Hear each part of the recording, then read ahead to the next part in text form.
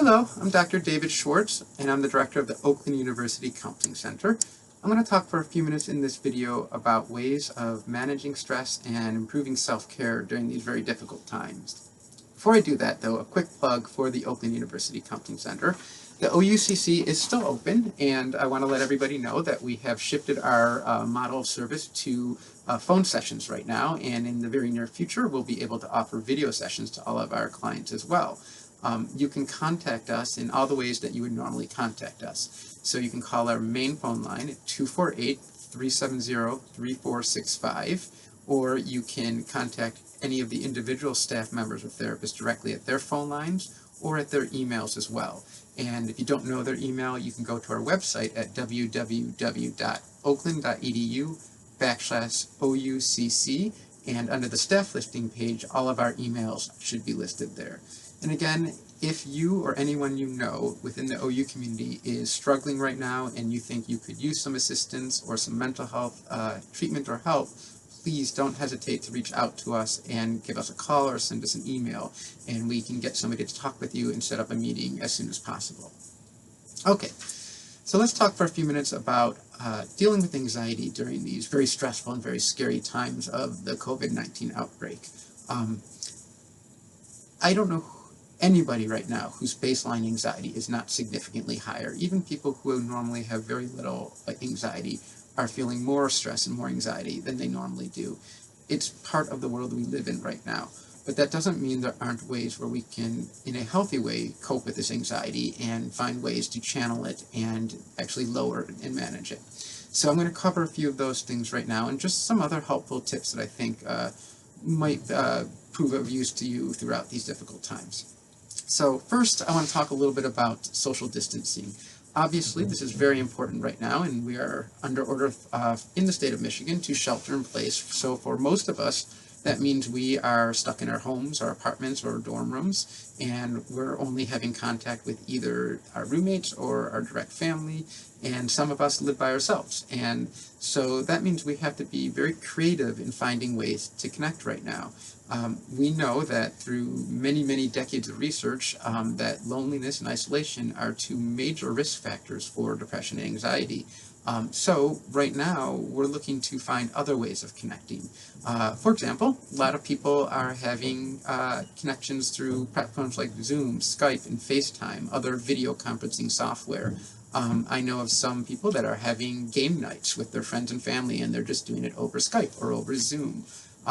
I talked to somebody yesterday who let me know that actually you can, with a Chrome extension, sync Netflix so that you can actually watch the same movies and shows at the same time while chatting with a friend or family member who's not in the same home that you are. Social media. I know usually therapists and psychologists like myself are always criticizing social media for all the negatives and harm it can do, but this is one of those times where we can say that this is a really healthy outlet, because social media is a great way to connect with people when we are stuck in our homes. So really trying to be creative and making sure you find healthy ways of being safe, but also still connecting with your friend, your family, your support system.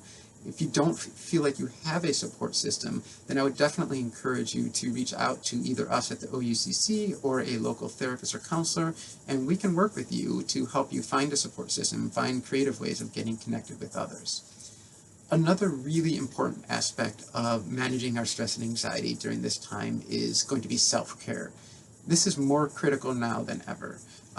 It's oftentimes during stressful times like this, it's one of the first things to drop off of our to-do list. And I want to really emphasize that we need to put this at the top of our to-do list right now. We really need to double down on self-care right now because, like I said earlier, all of our anxiety is higher right now. So what does this mean? Again, like with finding creative ways of connecting with others, we have to find creative ways right now of doing and engaging in healthy self-care. Because for a lot of us, some of the primary ways in which we normally cope with our stress and anxiety and do self-care, they've taken away from us. For example, a lot of people will play sports or go to the gym to exercise, or go out to friends and go out and have dinner with friends and family. And those are things we can't do right now. So again, we just have to find creative and different ways of using self-care during these times. And the great thing is there's lots of options for this. We can use one of the many mindfulness type apps that are available, and most of them, or a lot of them, are actually free, and some of them that are normally you pay for are actually made free right now. One of my favorites is Headspace, and they have a lot of great mindfulness, relaxation, and meditation strategies on there. And practicing good mindfulness at a time like this is really important. I highly encourage people to do at least 3 times a day some type of mindfulness activity. Once in the morning, once sometime in the middle of the day, and once before you go to bed. And this might be a 5-10 minute breathing exercise, or a body scan, or progressive muscle relaxation. And again, there are lots and lots of apps and literally thousands of YouTube videos as well, all for free, that have guided relaxations, mindfulness strategies, and meditation exercises. So I really encourage you to try and use that at least 2 or 3 times a day right now. It's also really important for us to still get exercise right now. We know how important exercise is for our emotional and mental well-being. I know we're a little bit more limited right now, but we can be creative with that. We might not be able to go to the gym, but we can still exercise in our yards or in our neighborhoods as long as we're practicing safe social distancing. We can do yoga at home. I know a lot of cable companies actually have free video-on-demand yoga that you can watch, but there's also probably hundreds, if not thousands, of free yoga videos on YouTube too. Pets, that's another great way to practice self-care right now. For those of us who are like animals and have pets, that's a great time to cuddle with them, take them for a walk, and take care of them. One of the best ways to help manage our own anxiety is to focus on the needs of others, and sometimes even having a cat, dog, goldfish, or whatever pet you have, that can help with that too. One thing I'm also suggesting people do is, if you have some more free time right now, like a lot of people do, is think about some self-improvement or maybe home improvement or other projects that you've always been putting off, but that maybe you want to do at some point. Now would be a great time to start doing that with that extra time you have. It's also a great time to catch up on books, movies, and television, things that are comforting to you in particular. I've been recommending to anybody that'll listen that this is the time to watch your favorite movie and your favorite television shows and read your favorite books again. And again, use the online communities that are out there to also receive support. There's lots of really great and healthy online support communities where you can talk with other people who might be struggling with similar things. I think one of the hardest aspects that we're all dealing with right now, the COVID-19 outbreak, is the uncertainty and that loss of control. I don't care who you are, but most people feel very, very uncomfortable and get very anxious when we feel like things are out of control. And right now it's easy to feel that way. But it is really important to also make a mental effort, an active effort, to focus on the things that are within our control.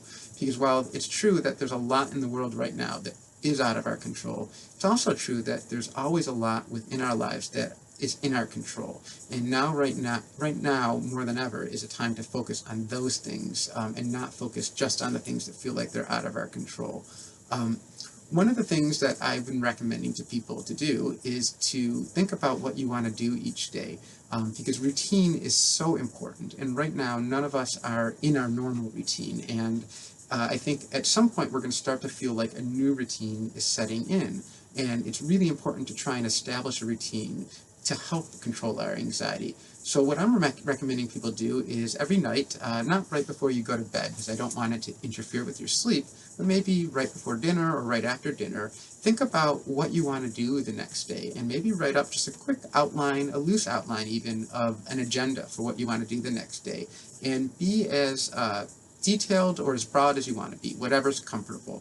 But try and put things in there, not just the projects, the schoolwork, or the work you need to get done, but also the self-care things in there. So if you want to take a nap at 2 o'clock, then put that on your agenda for the next day. If you want to watch 3 episodes of The Office at 5 o'clock, make sure to put that in your agenda too, as well as your schoolwork and your other chores around the house. But it can be really helpful each day if you to wake up in the morning and you have an outline of an agenda of what you have to do that day. Again, that makes you feel like you have more of a sense of that routine again, which helps manage our anxiety. One important caveat is keep in mind, though, that these agendas are metaphorically written in pencil, meaning that we have to be flexible with them, because we all know that things come up throughout the day that might throw us off our agenda, and we might not get everything that we wanted to get done. So don't let that stress you out. Use the agenda more as a guide and a general outline of what you hope to accomplish, but not as something that you feel like you need to accomplish that day. The whole idea is to hopefully help you establish a sense of routine to help manage that anxiety. One other thing I'll mention is about consuming information and media. During these stressful times, it is obviously very important to stay up to date on the critical information that we need to know. But there's a limit for each of us where we go beyond a healthy consumption of information and news to what would be more unhealthy. And for each of us, it's a different limit. Some people really right now only want the basics, the bare minimum of information that they need to know, and that's all they want to handle for their limit. Other people might want to consume a lot more information. You generally know where your limit is because if you start feeling those signs of anxiety, then that's really a good sign of it's time to stop and get away from the internet or the television. So look for signs of stress, like the tightening of the chest, the sweating, the shaky hands, headaches, and irritability.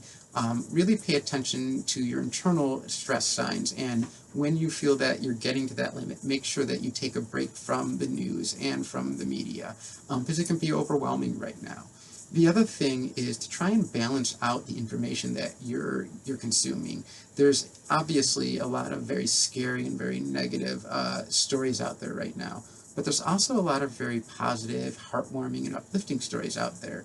They might be a little harder to find because they don't generally get as much circulation, but they're definitely out there. So I've been recommending to people to make a conscious and active effort to actually seek out some of the more positive stories. In fact, I just read this morning that the actor John Krasinski just started a new YouTube channel that's going to be a news channel that only focuses on positive stories, and I love that idea. So really make an effort to find a balance so that the information you're consuming is not all negative and scary, but also some positive stories as well. And then finally, try and keep a healthy perspective. I know these are very scary times, and there's nothing that can change that or minimize that, but it's also really important during these times to not let our anxiety run away from us and to keep that healthier perspective. And doing that by trying to balance out what type of information and media you're consuming can be really helpful to that end. Okay, so those are some of the quick general tips that I would recommend for how you manage anxiety during the COVID-19 outbreak. Again, I want to remind you that for anybody in the OU community, for yourself, or if you know somebody else that is struggling right now and you think they would benefit from talking with a therapist or counselor, please don't hesitate to reach us at the OUCC. Again, you can call us at our main line at 248-370-3465, and we are checking the voice messages on that line regularly throughout the day. So thank you very much. Stay safe and be well.